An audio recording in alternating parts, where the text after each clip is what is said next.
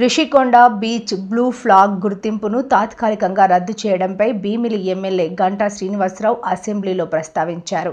విశాఖకు ముఖ్యమైన ఐటీ టూరిజంని అభివృద్ధి చేయాలని కోరారు. 70,000 లక్షల దాకా టూరిస్టులు వస్తూ ఉన్నారు. అటువంటి బీచ్కి సంబంధించి నిన్న ఒక వార్త మనందరం ప్రముఖంగా చూసాము, టీవీల్లో పేపర్లన్నింటిలో కూడా. దాని గుర్తింపుని తాత్కాలికంగా ఆ బ్లూ ఫ్లాగ్ ట్యాగ్ ఏదైతే ఉందో దాన్ని రద్దు చేసి దాన్ని అవేర్నెస్లో పెట్టారు. దానికి కారణాలు ఏంటనేది కూడా చెప్పడం జరిగింది అధ్యక్ష.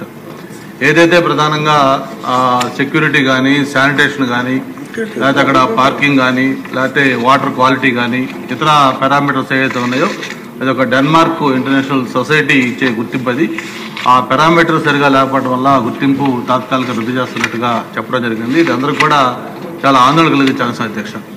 అయితే టూరిజం డిపార్ట్మెంట్ వెంటనే దాని మీద స్పందించి దాన్ని దిద్దుబాటుకి చర్యలు తీసుకుంటామని చెప్పారు. బట్ నేను ఒకటే మీ ద్వారా తెలియజేస్తుంది సభకి ఏంటంటే, ఏదైతే ఇటువంటి చర్యలు జరిగినప్పుడు దిద్దుబాటు చర్యలు తీసుకొని దాన్ని సరిచేయడం కంటే కూడా అసలు ఎందుకు జరిగింది ఇది, ఎందుకంటే ఒకసారి ఆ మార్క్ వచ్చిందంటే అది ఇంటర్నేషనల్గా చాలా ఎఫెక్ట్ అవుతుందని రిప్యుటేషను. కాబట్టి అది ఎందుకు జరిగింది, దానికి బాధ్యులు ఎవరు, దానికి అకౌంటబిలిటీ ఎవరిది, దాని మీద యాక్షన్ కూడా తీసుకోవాలని కూడా రిక్వెస్ట్ చేస్తూ, ఒకసారి అది కానీ ఆ బ్లూ ఫ్లాగ్ గుర్తింపు కానీ పోయిందంటే ఇంటర్నేషనల్ టూరిస్టులు వచ్చే ముందు ఎక్కడెక్కడ బ్లూ ఫ్లాగ్ ఉంది, ఆ సేఫ్టీ ఎలా ఉంటుంది, అక్కడ తర్వాత వెహికల్స్ పార్కింగ్ ఏంటి, డ్రైనేజ్ ఏంటి, శానిటేషన్ ఏంటి, సీసీ కెమెరాలు ఉన్నాయా లేవా, ఇవన్నీ కూడా చూసుకొని అక్కడికి వస్తారు అధ్యక్ష. కాబట్టి విశాఖపట్నానికి ఐటీ టూరిజం రెండు కూడా చాలా ఇంపార్టెంట్. కాబట్టి ఆ టూరిజం మీద మనం ఫోకస్ పెట్టుకోవాలి. కాబట్టి వెంటనే దీన్ని తక్షణం స్పందించి మళ్ళీ రేపు ఒక 4-5 డేస్లో దాన్ని మళ్ళీ కమిటీ వస్తుందని చెప్తున్నారు. ఆ కమిటీ వచ్చే టైంకి అది కూడా రెక్టిఫై చేసి దాన్ని మళ్ళీ ఆ ఫ్లాగ్ వచ్చేట్టు చేయాలి. భవిష్యత్తులో ఇటువంటి రిపీట్ కాకుండా కూడా దానికి ఒక బెంచ్ మార్క్ ఉండే విధంగా ఒక పారామీటర్స్ కూడా ఫిక్స్ చేయాలని కోరుతున్నాను అధ్యక్ష. సమస్య చిన్నదైనప్పటికీ ఇంపాక్ట్ చాలా ఎక్కువ చెప్పబోతున్నా. అది సార్ట్అవుట్ చేయడానికి చాలా చిన్న సమస్య. అక్కడ సీసీ కెమెరాలు సరిగ్గా లేకపోవటం, అక్కడ సెక్యూరిటీ సరిగ్గా లేకపోవటం, ఇటువంటి కుక్కలన్నీ కూడా అక్కడికి రావటం, ఇటువంటివన్నీ కూడా ఆ టూరిజంని చాలా ఇంపాక్ట్ చేస్తాయి. కానీ అది కంట్రోల్ చేయడానికి తక్కువ ఖర్చు. సో ప్రభుత్వం దృష్టికి తీసుకొచ్చారు. అలాగే స్థానిక ఎమ్మెల్యేగా మీరు కూడా ఎక్కువ దృష్టి పెడితే ఆ ప్రాబ్లం ఇమీడియట్గా సార్ట్అవుట్ అవుతుంది. విఎం థామస్ గారు.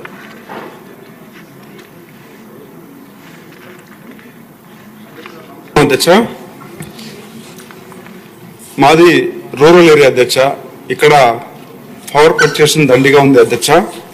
మెయిన్గా చూసామంటే బాలగంగనపల్లిలో ఆల్రెడీ గత గవర్నమెంట్లో టెండర్ వేసి 2 33/11 kV శాంక్షన్ అయింది అధ్యక్ష. ఒకటి వచ్చి బాలగంగనపల్లి అట్ గంగాధర నెల్లూరు, ఇంకొకటి వచ్చి గాజంకి అట్ కార్వేట్ నగరం అధ్యక్ష.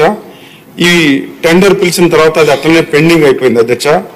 ఇక్కడ ఇది పవర్ సరిగా రావడం లేదు కాబట్టి చాలా ఇబ్బంది పడుతున్నారు అధ్యక్ష. ఇమీడియట్ గా మాకు ఇది శాంక్షన్ చేయాలని చెప్పేసి మీ ద్వారా మంత్రి గారిని రిక్వెస్ట్ చేస్తున్నాను అధ్యక్ష. ఇంకొకటి కూడా ఒక 4 రిక్వైర్మెంట్ ఉంది అధ్యక్ష. ఒకటి వచ్చి కండేపల్లి అనేది జీడి నెల్లూరులో, అదేవిధంగా పుల్లూరు, అదేవిధంగా లంకేపల్లి, ఇవి కూడా ఒకటి వచ్చి ఎస్ఆర్పురం మండలంలో, ఒకటి జీడి నెల్లూరులో, ఒకటి పెనుమూరులో ఉంది అధ్యక్ష. ఇవి ఇమీడియట్ గా శాంక్షన్ చేస్తే ఇక్కడ అందరూ కూడా వ్యవసాయం పైన ఆధారపడి ఉన్నారు కాబట్టి ఖచ్చితంగా ఇది చాలా యూస్ఫుల్ గా ఉంటుందని చెప్పేసి మీ ద్వారా రిక్వెస్ట్ చేస్తున్నాను అధ్యక్ష. ఇక్కడ మెయిన్ గా చూసారంటే పవర్ ఫ్లక్చుయేషన్ రావడం వల్ల ఈ మోటార్లన్నీ కూడా కాలిపోతున్నాయి. ఇక్కడ వ్యవసాయమే ముఖ్య ఆధారం కాబట్టి దీనిపైన మనం ఫోకస్ చేసే అవసరం కూడా ఉందని మీ ద్వారా రిక్వెస్ట్ చేస్తున్నాం అధ్యక్ష. అదేవిధంగా వర్షం వచ్చినప్పుడు ఒక 2 చోట్ల 2 బ్రిడ్జ్ వచ్చి కంటిన్యూ అట్లనే డిస్కంటిన్యూ అవుతుంది అధ్యక్ష. ఇక్కడ చూసారంటే సుమారుగా ఒక దగ్గర ఒక 20 నుంచి 30 విలేజ్లు ఉంది అధ్యక్ష. ఇక్కడ మెయిన్గా చూస్తామంటే బిఎన్ఆర్ పేట టు జీడి నెల్లూరు మండలం, ఇది కాన్స్టెన్సీ అంటే జీడి నెల్లూరు టు చిత్తూరు కనెక్షన్ ఉంది అధ్యక్ష. సుమారుగా 100 విలేజెస్ ఉన్నాయి. దీనిపైన కూడా ఒక బ్రిడ్జి కట్టిస్తే బాగుంటుంది. ఎందుకంటే వర్షం వచ్చినప్పుడు ఇది సపరేట్గా ఈ విలేజెస్ కట్ అయ్యి అక్కడ నుంచి స్కూల్కి పోవాలన్నా routine day to day activities కూడా కంప్లీట్ గా ఇది వచ్చి ఇక్కడ ఏం జరగడం లేదు అధ్యక్ష. దీన్ని ఇమీడియట్ గా మాకు శాంక్షన్ చేయాలని చెప్పేసి మీ ద్వారా మంత్రిని కోరుకుంటాను అధ్యక్ష.